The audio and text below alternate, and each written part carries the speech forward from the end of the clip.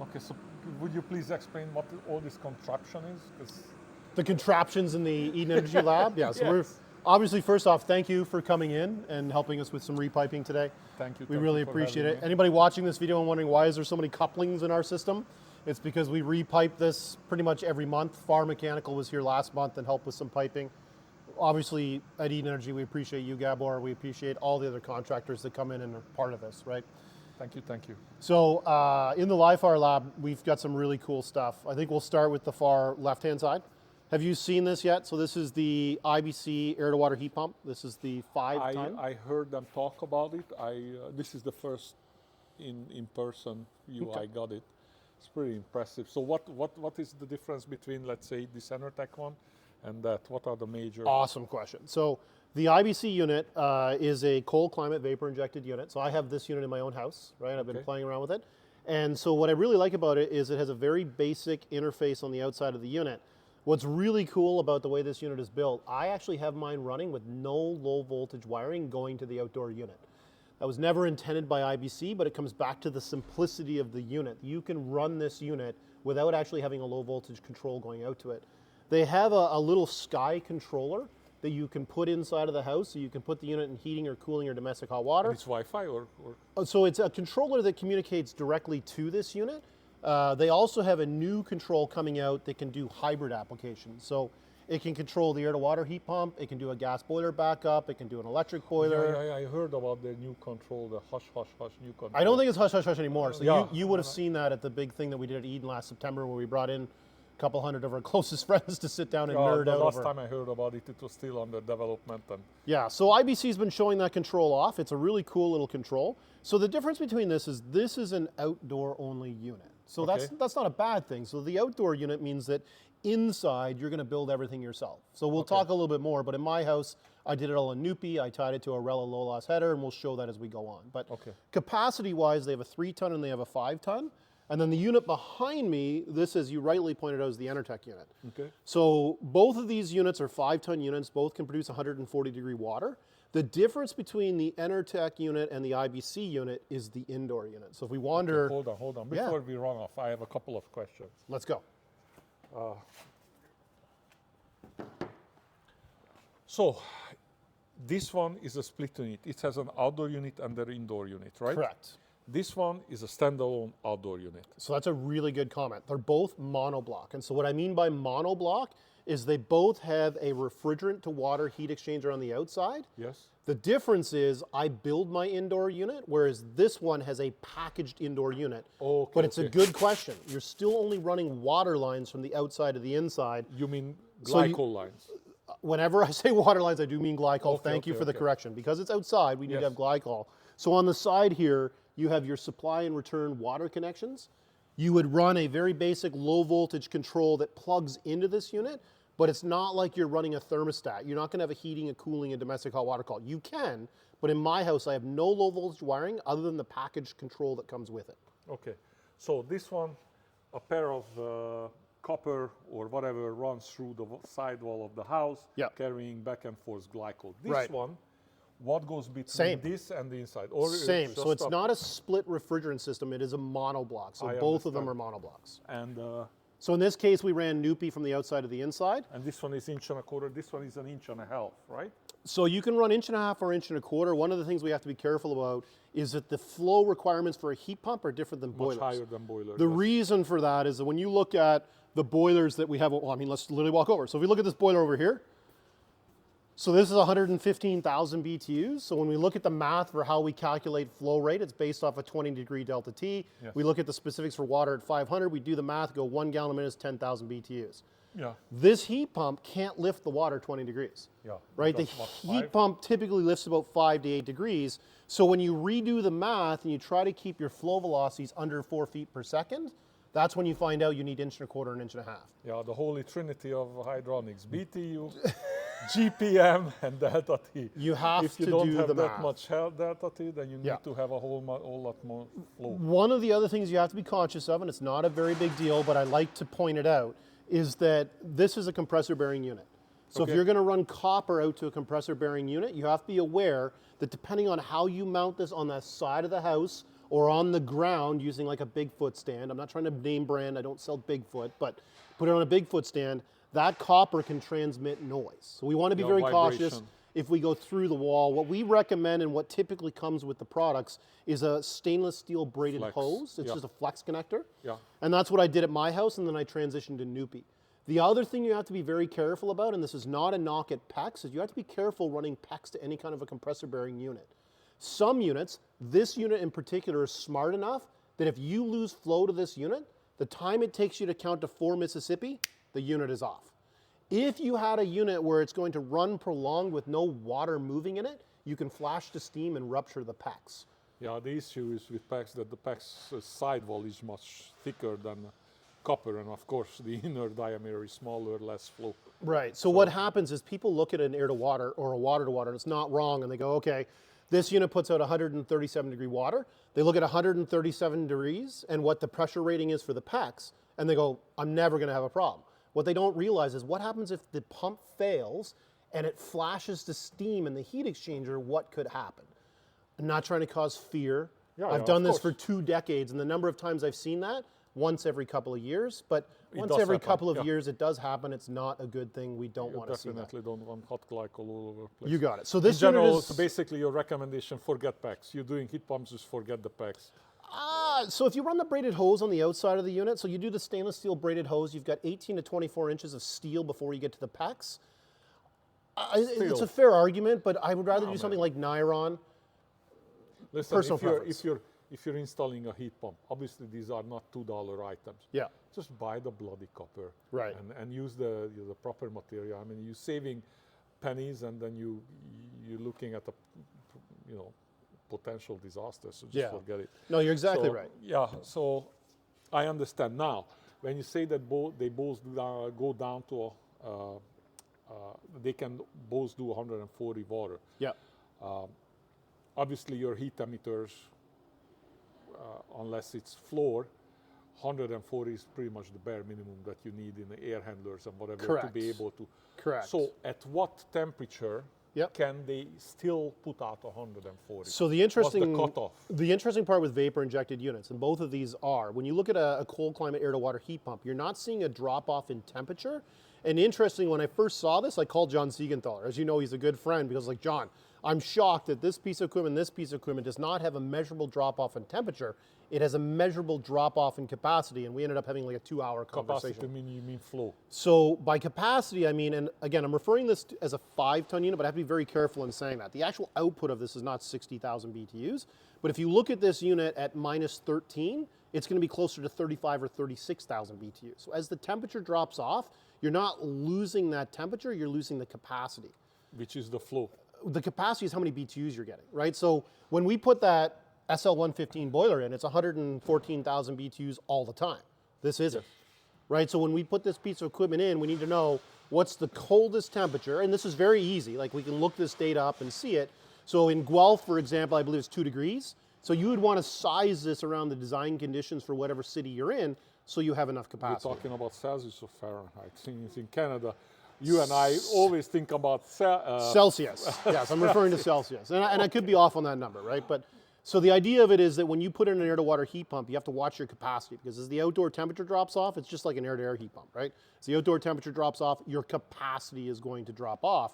But that's not a big deal, right? Like, at the end of the day, the actual envelope of homes, like if you listen to Gord Cook, for example, from Building Knowledge, he'll tell you, like, look at the loads of homes, they're dropping. Yeah, the initial pickup load is high, but then once you're at temperature, insulation to maintain it, you need a whole lot less BTUs, and nobody keeps the windows and doors open and starts every time from the absolute coldest possible thing. So for somebody who has a lot of, sorry to cut you off, so somebody who has a lot of heat pump, I shouldn't say a lot, somebody who's comfortable with a heat pump, like yourself, because you work with our team and you know we're very capable, this is a fantastic solution. It's a very cost-effective, easy to get it done.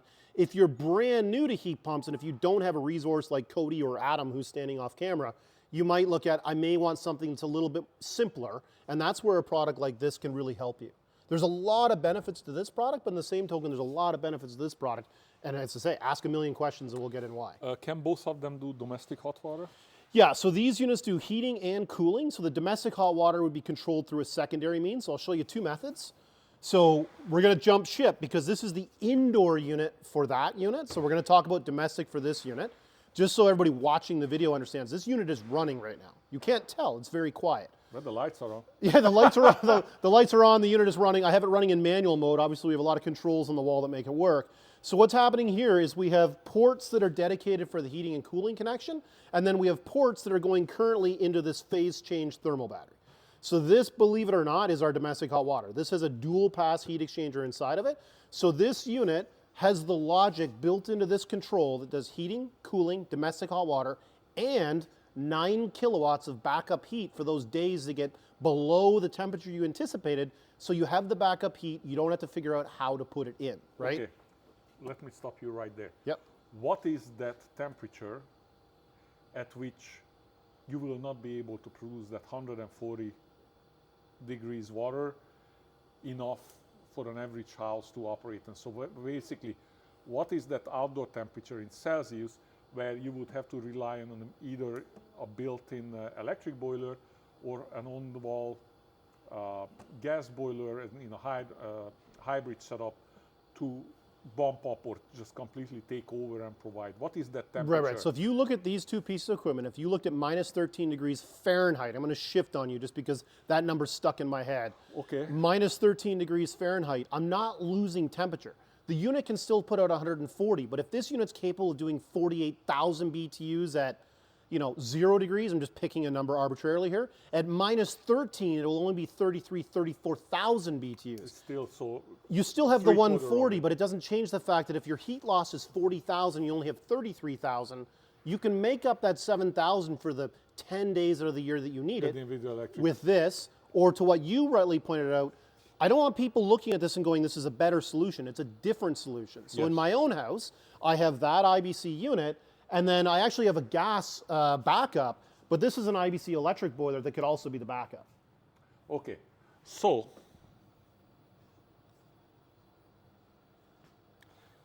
with the IBC unit, you do not have a dedicated port to connect to an indirect water heater. Correct. To make water. Correct. With this one, it does have that setup built in now. Correct.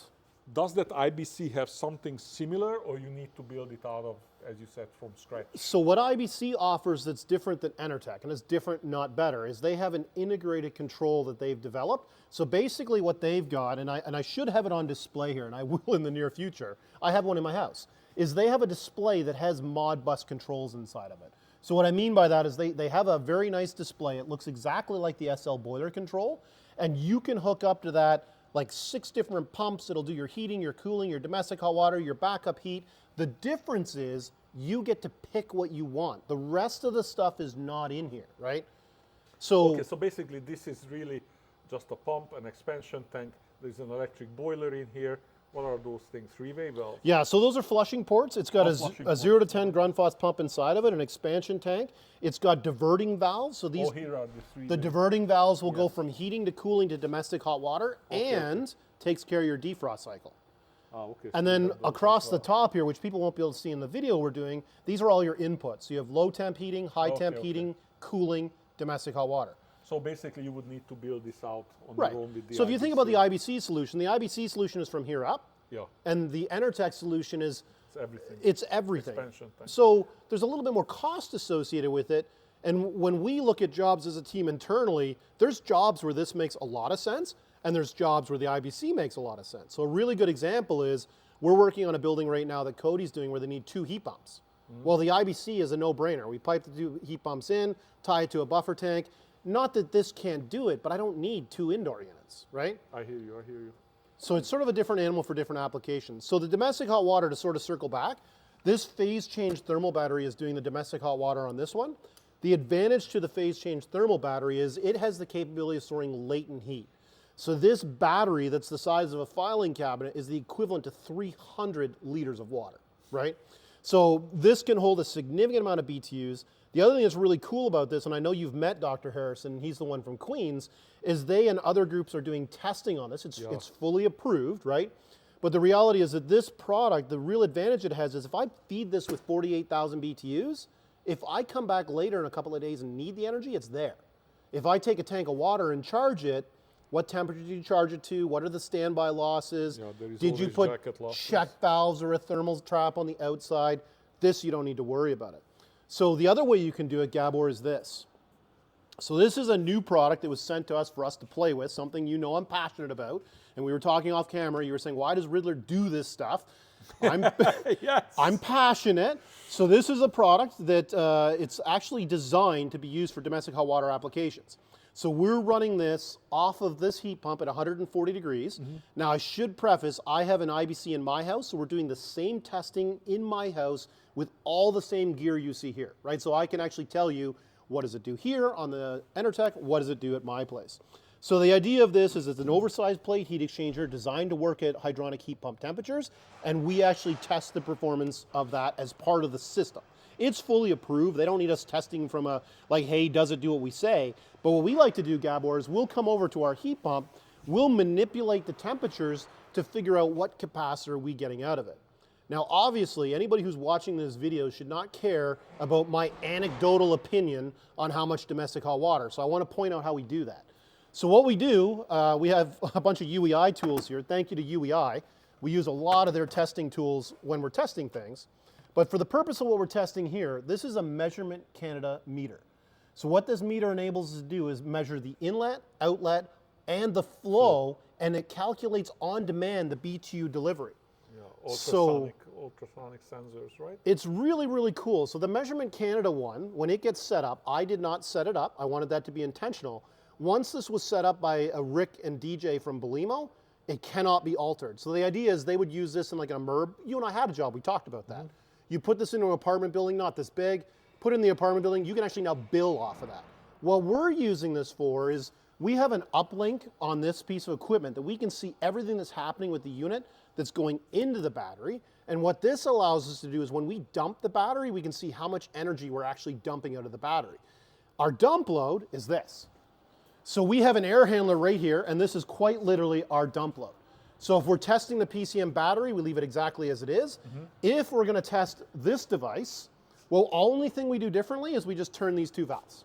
Yeah. We turn these two valves, we're now bypassing it. One of the things we've done on top of that, Gabor, is we're trying to figure out what is the lowest water temperature that we can produce heat, right? Not so much the domestic side, and that's why we have this control. So this is another BELIMO control, and what it allows us to do is we can see what is the temperature leaving the plenum, what is the supply and discharge pressure, which gives us the CFM coming out of the air handler. So now we can tell you how many BTUs are going to this, how many CFM, what is the temperature, and we can see this in real time, log for 13 months, so we can actually start to creep the temperature down. And if I'm talking to somebody like Dr. Harrison, it's not anecdotal, Gabor and I played around, or Brandon Farr, who was just here, we played around. It's like, no, we've installed it, we have certified meters, it's logged, it's tested, and that's what gives you the peace of mind if Cody or Adam says, Gabor, we know this is gonna work. It's not just because Adam dreamed it up while he was sleeping last night. We came here and we did it. I have a couple of questions about this heat exchanger. Now, this is all nice. This would be ideal, right? You don't need an indirect tank. Basically, you're turning anything into a combination boiler, right? Even an air handler. You got it. Now, I have used in the past a buffer tank and a flat plate heat exchanger with a flow switch. When they open the hot water, flow switch trips, pump turns on, carries the hot water from the buffer tank on one side of the heat exchanger, and then of course the domestic goes on the other. Water quality. Water quality is a very, very serious issue. So would you recommend people just hook it up straight to the city supply, or would you recommend a filter, a whole house filter, or as well as a water softener to be hooked up to it? So you feel comfortable that, oh, this will take the way that this unit is designed, and I should be very clear, the manufacturer we've installed this for, we've intentionally installed it on side. We did not get permission to do that. We do a lot of things, you and I have joked about this before, we do a lot of things here to find out what they do and just sort of feel it out. So what I'm going to say to you is I actually talked to this manufacturer when I was at AHR doing one of my videos, or people are like, why does he do these videos? I do these videos because I can talk to a product engineer and ask the questions of what do you do about water quality. So what I'm going to do is I'm going to briefly touch on it, but there is a whole video where I talk to the product development team behind this, where we get into the water quality. They've designed the piping and the heat exchanger in this system specifically for that reason. They've also made it really serviceable from the standpoint of having to flush it or do anything to it. And they've got a really impressive warranty on this. And again, I don't want to misspeak with what he said on camera, but the idea behind the warranty on this is they believe in this so much that at the end of the day, you're not going to have challenges with it. Anytime that you have any kind of a flat plate heat exchanger, you have to be conscious of water conditions. Even in Guelph here, where we're standing right now, water quality is a concern. This is just something that we are testing to see what the capabilities are. We have other things that we're testing that are just not being shown on camera because they're at my place. But then again, 90% of the combination boilers use flat plate heat exchangers, and if they chug along, then there shouldn't be an issue with it. Comes down to the piping configuration, and the team that made this did a really good job on the video. When we release this video, we'll put a link or something so people can find it. But the idea behind it is exactly that. If you were to look at IBC's new CX boiler, they have the same heat exchanger design, but Don and the team at IBC that designed that, they're not dummies. They figured it out. Navien does the same thing. NTI, I believe, does it. You would know NTI better than I would. So this is just one of the things that we're testing and trying to figure out. And some of the other things we do, Gabor, is if you look at this indoor unit, one of the things the manufacturer was concerned about was doing primary, secondary. So we put all these meters in, and we were joking earlier about all the couplings. Well, that's because this has literally been installed 5 or 6 times in 4 months. And so what we're doing here is we actually tested the primary, secondary configuration. It works great, right? Little things like pumping on supply, pumping on return. We like to get into the lab, test it, see how it works with modern equipment, not equipment that's been, not in use for quite some time. And of course, the Rella Low Loss header, which you actually just helped us swap out for the new one that just came in. Kind of cool because this one has a magnet in it. Yep. Right, so really cool, nice and clean, simple to strap on the wall. Obviously, big fan of this particular product. It looks really good, and guys like how things look. Yeah, I'm doing a nice house. I'll post it with these hydraulic headers. 3 in the house. It will be beautiful. I really love to work with them. I like the simplicity of it, right? Like, and I'm not knocking press. Like half hour.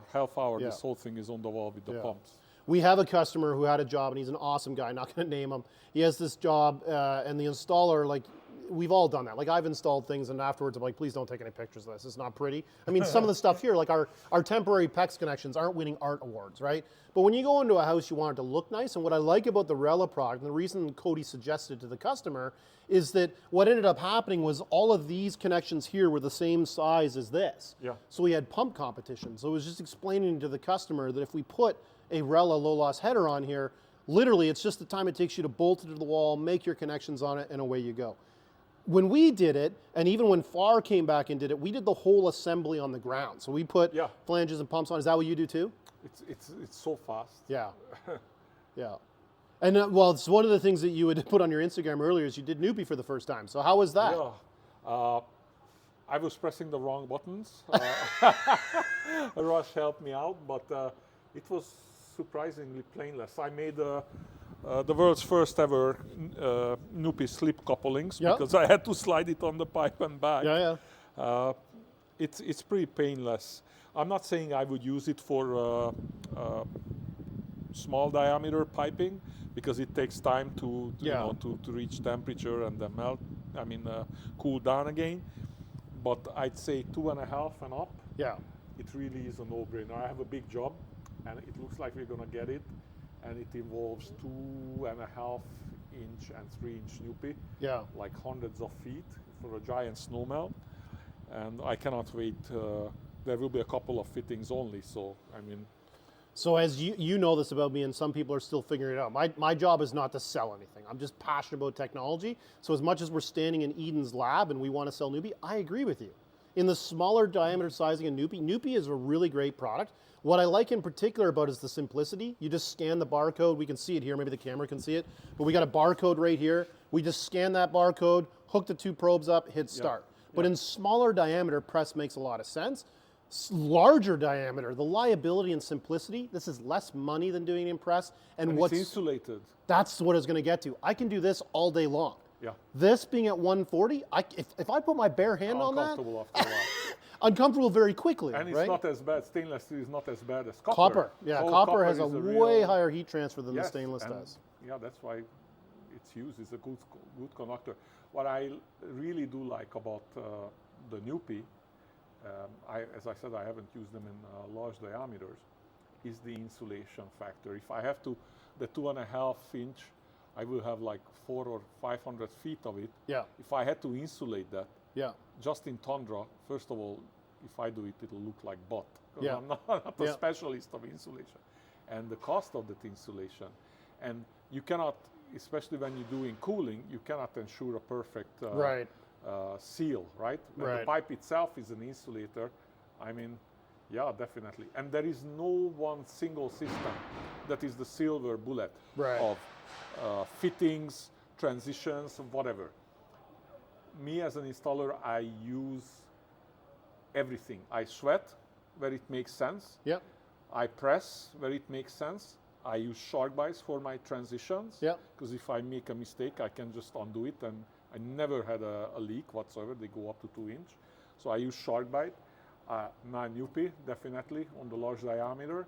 So there is no one single system that anybody should be like, this is, oh, I only sweat. If you're not sweating, you're not a plumber. Yeah. Or now I press, oh, you're an idiot. You should be doing UP. Right. There's no such thing. You look at the job, you look at the application, and then you pick your tool. Imagine you went to a dentist, and all he had was a pair of pliers and a toothpick. Yeah. And then he goes to work at you. I mean, yeah, he could get the job done, I guess, but how much pain you going through by the time he's done, right? So pick your weapons and then go to battle. You've nailed it. At the end of the day, there's a lot of old, I'm going to say old school. There's guys that like doing in sweat. I mean, everything I did when I was still on tools was all sweat. Press didn't hardly exist at that time, right? Yeah, there's guys that want to do lead, press. And before that clay, and before right, that. like let people do what they want to do and don't judge. Exactly. It's the same comment. We have people that put together beautiful systems, right? Like you do it, Aaron does it. There's a lot of guys that will put together these beautiful walls, and there's guys that don't. And we just need to not judge. Let guys do what guys are going to do. Listen, you use what you want. Yeah. If you don't undersize the pipes, if you don't cut corners, the water doesn't really care what it flows in. You know how it looks on the outside. You know, that's up to you. Yeah. But I find that people who take pride in how their setup looks, chances are it's going to be working good. Yeah. So when you walk into a mechanical room and you see that it looks disgusting, chances are if the person did not take the time to make it pretty, you rest assured he cut corners in that. So let that be the judge of it. It's the running and working distinction. I say this a lot because I've certainly been guilty in the past, and you and I talked before. I'm very conscious of evolving as a human, right?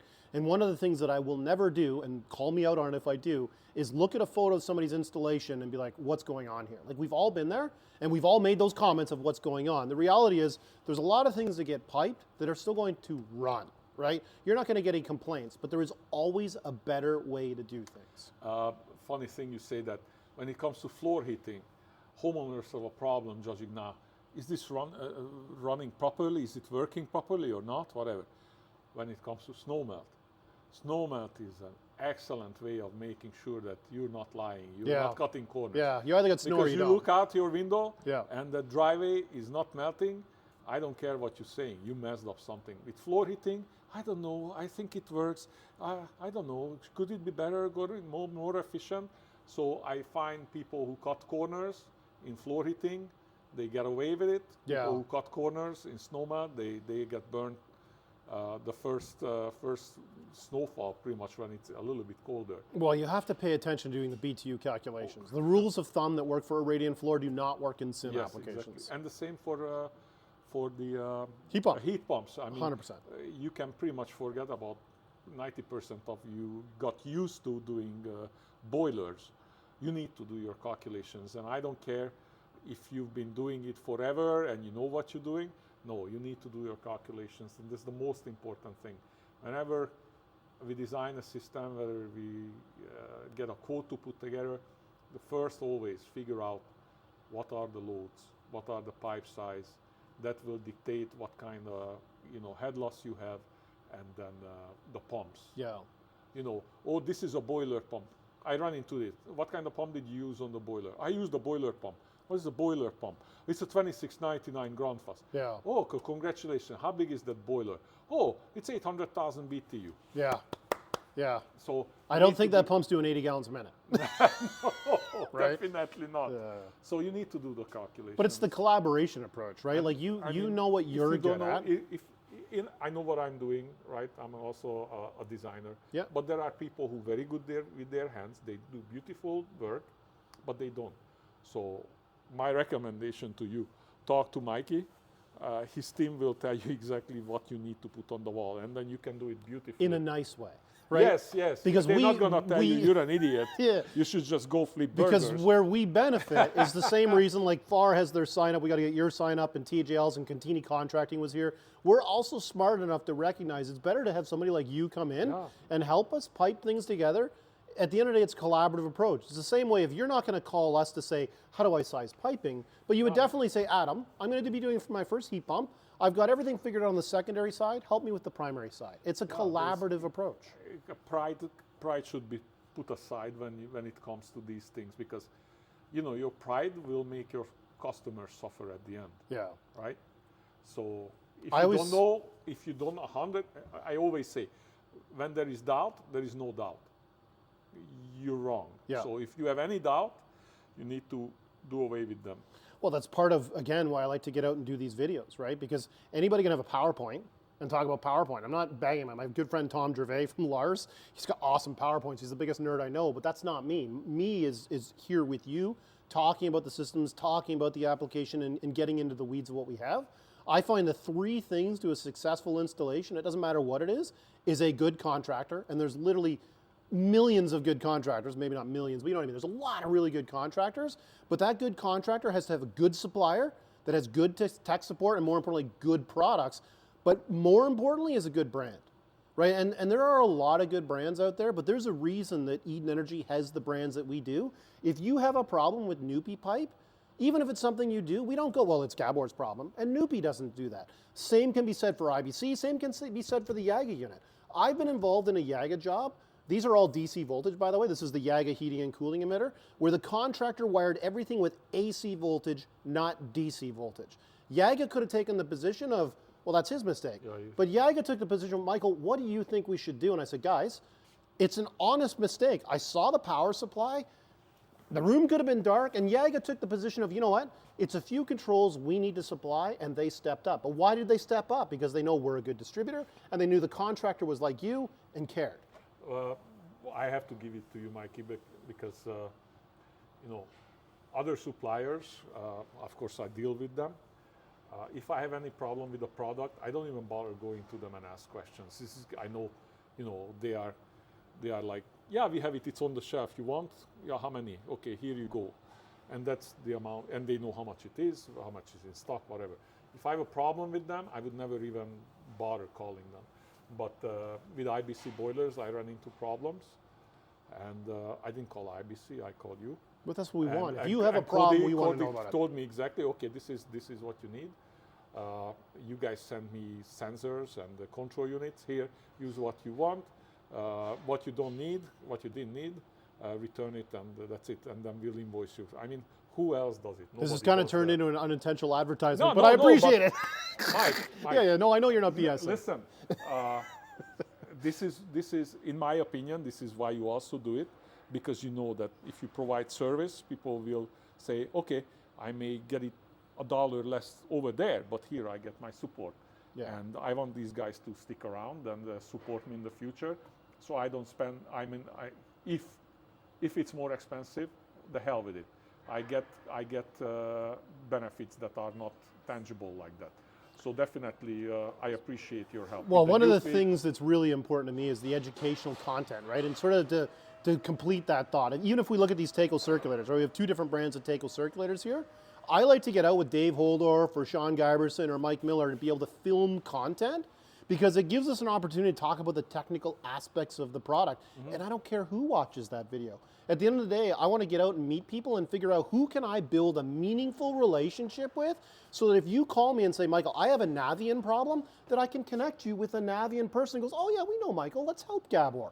Now, obviously, our products, that's great, but the more education we can do, like collectively, I learned so much from this. You learn, I learn, like, That's a good thing. Yeah, we are geeks. This is not just our job. This is our hobby, definitely. It is our lifestyle. HVAC is our lifestyle. We are believers in the Church of Hydronics, right? So, as 100%. I always say. 100%. And I find what I find also very good that all your stuff complements each other. So it's not just air handler. I'm selling this air handler, and I have a heat pump. Yeah, I sell this heat pump, or I sell this boiler. No, all of your stuff is optimized to work together. So you're not really buying parts. You're buying a system, and depending on the design and the requirements of whatever, you pick certain parts of that system. But they all tested to work together in synergy. There is no learning curve. You know the outcome exactly. Well, it's designed, and so it comes together without, oh, shit, I didn't think about that. Oh, yeah. That's why this room is so important. Like, we're not like, we like that it looks pretty, but it doesn't look pretty because of us. It looks pretty because of people like you and Stefan Contini and Tyler Dines and Brandon Farr and other people that will come in and make it look pretty. We are not testing this box, right? We're not testing this JAGA emitter. What we're doing is we're putting the system together and seeing how do we optimize that system. But again, that's why it's so important. That's why I take time to make content, whether it's with Eden or whether it's the magazine, because if you reach out to people that are not within your circle, it gives you an opportunity to learn from them and see how they do things. Like, I've met people as far away as Europe, and that's where this PCM battery comes from. Being open-minded and engaging with people, you find things that you will never do, that you're like, I don't know why you're doing that, that's crazy, but you do get these real gems where you're like, I never even thought of that. I would have never thought to put a PCM battery on a gas boiler. Did you know if you put a PCM battery on a gas boiler, you can reduce the gas consumption by 50%? And that's an NY CERTA study. That's not just something I'm arbitrarily making up. There's no short cycling. Exactly. It's because the PCM battery is stable and charges at an even rate, and it doesn't have those trickle losses. It holds onto that energy. Yeah, because let's say this was an indirect heater. You start heating the water at 60 Fahrenheit. Yep. Boiler will operate the return water temperature well below 96%. But as the return water is hotter and hotter, that efficiency curve on the boiler drops off into pretty much like, might as well have a regular mid-efficiency boiler at the end. But when you're able to charge this guy with a steady, let's say, what is the charge temperature that you usually charge? So the P58, we're going to charge it at 140 degrees. And that's what we're testing here. And what delta T? 20?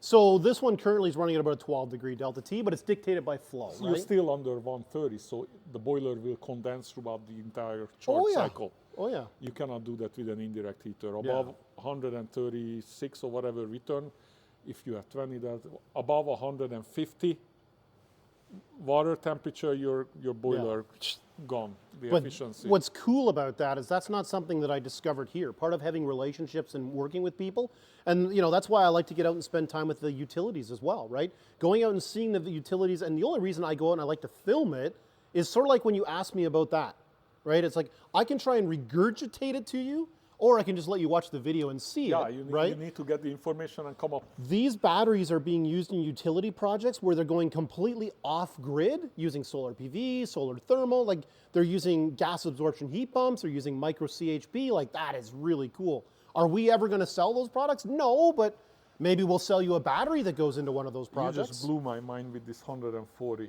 charge temperature. That's a big selling point right there. Never mind that it's compact and it fits in a corner and whatnot.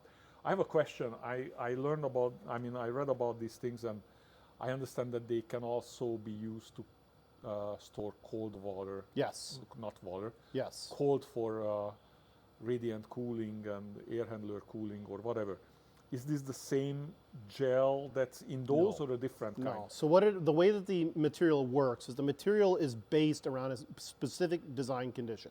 So just to confuse things, I'm going to switch to Celsius. So when you see the P58 model, which is the model that you're leaning on, that's 58 degrees Celsius. There's also a P43, which is 43 degrees Celsius, which again, somebody shoot me now, I believe that's around 118 degrees, right? Okay. They have another model that's specifically for chilled water applications. So we're looking at all of the models, but that again is where this meter from BELIMO is so important. Because we want to test it as part of the system, but in the same token, that's why we're really reliant on people like Dr. Harrison, because he has an entire research lab where he's doing his own testing. He's testing the performance of this. We're testing the performance of the entire system. I talked to him and he was really impressed. He's seen it all, right? That guy saw it all. And he was like, he's sharp. We met at the AHR a couple of weeks ago and we talked about these specific things. And he said that he was very impressed what these guys can do. So basically, if you had, if you would be using your heat pump for cooling, which you should be, because that's the #1 reason, in my opinion, to use a heat pump. And all the heating is just an added benefits, right? I mean, so think about this for 1 second. Okay, we're going to plant a seed for you before we wrap our lengthy video up. That's been fun. So let's say, and this is not pie in the sky, this is legit, and we're working on a project like this. Let's say we had a situation where we were going to put a PCM battery in off-peak with the ultra-low rate. The ultra-low rate is 2.5 cents. So if we did that with an electric boiler, that means that we can store 48,000 BTUs off-peak at 2.5 cents. We're storing BTUs, not watts, and we can now use those BTUs on peak. Let's take it one step further. A heat pump has a COP of 2 or 4. And I never even thought about this till I was talking to the gas utility and we were just chatting and doing a video together, which you know I do videos. I'm broken in the head. We were talking off camera in a good way, right? So what if the COP, it's a good break, I think. What if the COP is 2? Instead of it being 2.5 cents a kilowatt, it's 1.25 cents a kilowatt. Literally the light bulb went off in my head and I was like, my goodness, this is why you want to network and spend time with either Team Eden or spend time with Gabor or Brandon or Aaron or whoever. There's so many bright people that plant ideas. The ability to store... That's a big selling point, to be able to... you're storing BTUs and not watts. There is no moving parts in this at all. It has 2 ports for charging, 2 ports behind it we can't see for domestic, and ready for the Holy Grail. It's even got an element in the bottom that you could charge off-grid with solar PV. Huh. Isn't it crazy? Wow. Definitely. I am excited about everything here in the lab. You know this about me. Like, I will spend my weekends here. I spend my weekends filming with Mark and his team with plumbing and HVAC because I'm broken. This is what I love. Everything here is great. And this PCM battery on its own offers nothing. But I should be careful. The guys at Sun are going to lose their minds. But what I mean by that is this, within the structure of what we have here, with the Taco pumps, with the IBC or the Intertech air to water. Pieces of a puzzle. It's pieces of a puzzle. And we're actually providing solutions, and it comes back to my favorite saying, people before profits. Give people real solutions without an agenda and a solution, and you can make profits, I can make profits, and when we go to bed at night, we feel like we've done something good. Yeah. Thank you, Michael. Thanks, buddy. This was fun. Appreciate it.